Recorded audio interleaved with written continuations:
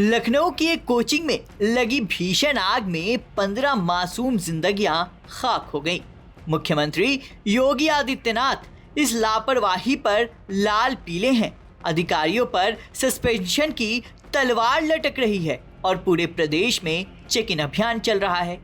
इस अति संवेदनशील माहौल के बीच कानपुर पुलिस, फायर विभाग और सिविल डिफेंस के कर्मठ अधिकारियों ने कोचिंग संचालकों को आग से बचाने की ट्रेनिंग देने के लिए एक बेहद गंभीर रिहर्सल का आयोजन किया।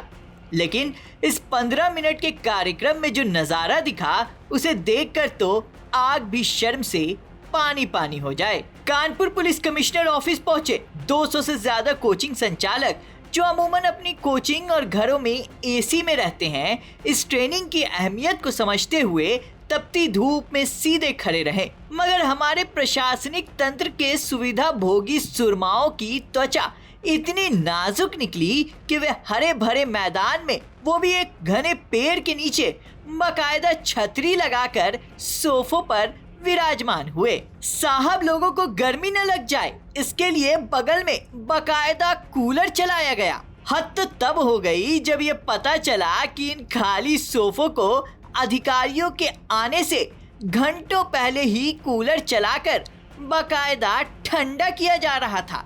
यानी जनता धूप में जले तो जले, मगर साहब का सोफा बिल्कुल चिल्ड होना चाहिए। जब इस आलीशान और वीआईपी व्यवस्था को लेकर सोफे पर बैठे अधिकारियों से तीखा सवाल पूछा गया कि क्या आप लोग आग से बचाने की ट्रेनिंग देने के लिए महज 15 मिनट धूप में नहीं बैठ सकते, तो सिविल डिफेंस के वार्डन राजीव सिंह ने बड़े टशन में जवाब दिया कि ये तो प्रोटोकॉल होता है, हम तो गेस्ट हैं, व्यवस्था पुलिस की तरफ से थी।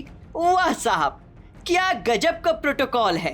वैसे इस पूरे तामझाम में पुलिस की तरफ से सोफे पर सिर्फ ज्वाइंट कमिश्नर बैठे थे, बाकी जगह फायर विभाग और सिविल डिफेंस के अधिकारी गेस्ट बनकर ठंडी हवा का लुत्फ उठा रहे थे। वहीं जब फायर विभाग के दरोगा से इस बारे में बात की गई तो उन्होंने बड़ी चालाकी से पल्ला झाड़ते हुए कह दिया कि इसमें ऊपर के अधिकारी ही कुछ बताएंगे। कानपुर के इन अधिकारियों का जलवा उस शहर में देखने को मिल रहा है जहां खुद मुख्यमंत्री योगी आदित्यनाथ ने एक बार अपनी सभा के मंच पर एसी लगाए जाने पर कड़ी नाराजगी जताई थी। मुख्यमंत्री ने साफ निर्देश दिए थे कि उनके आने पर कोई विशेष वीआईपी व्यवस्था ना की जाए और मंच पर एसी की कोई जरूरत नहीं है। लेकिन शायद कानपुर के इन अफसरों का रुतबा मुख्यमंत्री के आदेशों से भी ऊपर है, जिन्हें महज 15 मिनट के कार्यक्रम के लिए भी सरकारी खर्च पर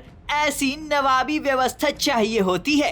अब सबसे बड़ा और चुभता हुआ सवाल यही खड़ा होता है कि जो प्रशासनिक अधिकारी महज 15 मिनट के लिए सूरज की थोड़ी सी तपिश बर्दाश्त नहीं कर सकते, वे अपने ही प्रशासनिक लापरवाही के कारण आग में जलकर मरने वालों और उनके तबाह हुए परिवारों के दर्द को क्या खाक समझेंगे।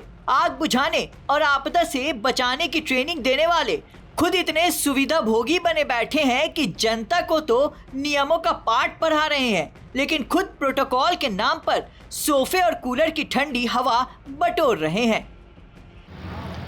लखनऊ में कोचिंग में जिस तरह आग लगी, 15 लोगों की जान गई, उसके बाद से पूरे प्रदेश में कोचिंग संस्थानों पर कार्रवाई शुरू हुई।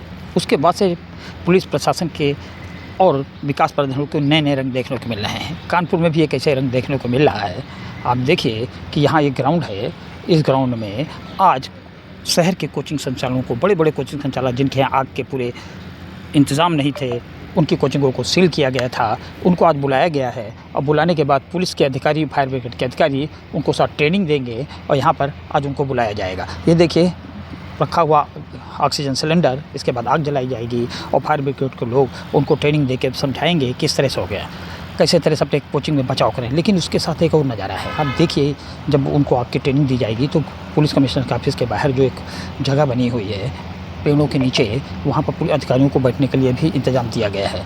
सोफ़ा लगे हुए हैं, सफ़ेद कुर्सियाँ पड़ी हैं और तारीफ की बात है पेड़ की छाया है, लेकिन उसके नीचे छतरी लगाई गई है कि अधिकारियों को धूप न लगे और उसके साथ साथ कूलर लगाए गए हैं।